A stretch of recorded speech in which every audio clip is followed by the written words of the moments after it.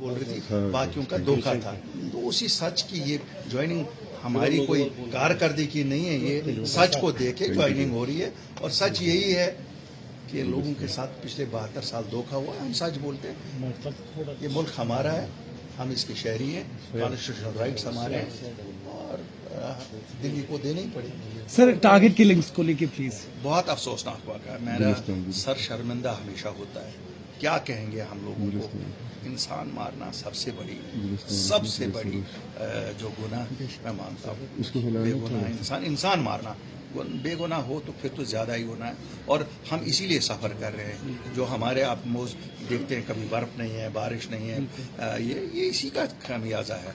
मैं अपील करता हूँ अपने साथियों से जो यहाँ लोग हमारे रहते हैं, आम शहरी, कि हमें उठना पड़ेगा कि ये जो कातिल हम में बेड़ियों के बेस में हैं, इनको नंगा करना पड़ेगा। जब तक ना हम उठेंगे तब तक इसका हल नहीं होगा, वरना हम पे अजाब नाजिल होता ही रहेगा। खुदा तो पॉलिसी क्लेम्स किए जा रहे हैं नॉर्मलसी के लिए। लेकिन नॉर्मल, देखिए इसको एबनॉर्मल सी ना कहिए। मैं देखिए ये एबनॉर्मल सी हर एक कोशिश करेगा कहने की, ये एबनॉर्मल सी नहीं है, ये पागलपन है। पागलपन को आप एबनॉर्मल सी थोड़ा ही कहेंगे। कुछ लोग पागल हो गए हैं। अब पागल कुत्ता होगा तो आप कहेंगे साहब फिर यहाँ शहर में पागल कुत्ते ही घूम रहे। ये पागल लोग हैं कुछ, इनको आप नहीं ना कहिए। नॉर्मल सी तो है, बिल्कुल नॉर्मल सी है। मैं आश्वासन देता हूँ हिंदुस्तान के सभी लोगों से, आइए कश्मीर नॉर्मल है। ये जो एबरेशंस है हम इनको भी रोकेंगे। हम लोग जम्मू कश्मीर के लोग खड़े हो जाएंगे और हम रोकेंगे। हम आपकी सिक्योरिटी है यहाँ।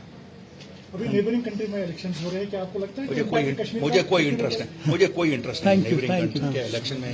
मुझे ये इंटरेस्ट है कि मेरे जम्मू कश्मीर में कब इलेक्शन होगा, जो मुझे नहीं लगता है। दिल्ली इंटरेस्टेड है, उन्होंने हमारे डेमोक्रेटिक राइट से हमें दूर रखा हुआ है। पार्लियामेंट वो अपने सवाद के लिए कर रहे हैं, उनको अपनी हुकूमतें बना। हमें क्या मिलता है? 3 MPओ ने क्या किया जो कश्मीर से गए? क्या वो बचा सके 335 से?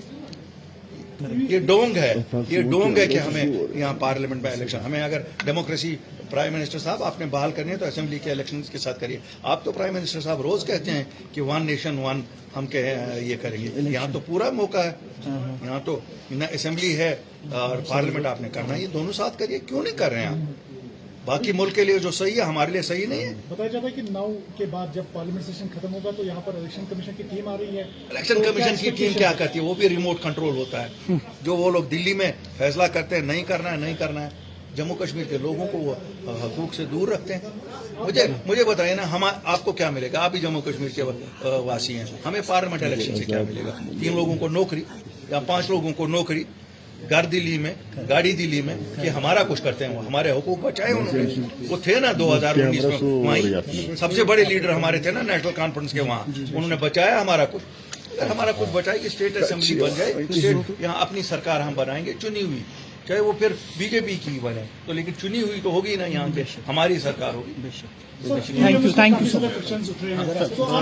लोगों पे भरोसा है कि अगर एक तबके को और रिजर्वेशन दी गई है, अच्छा है।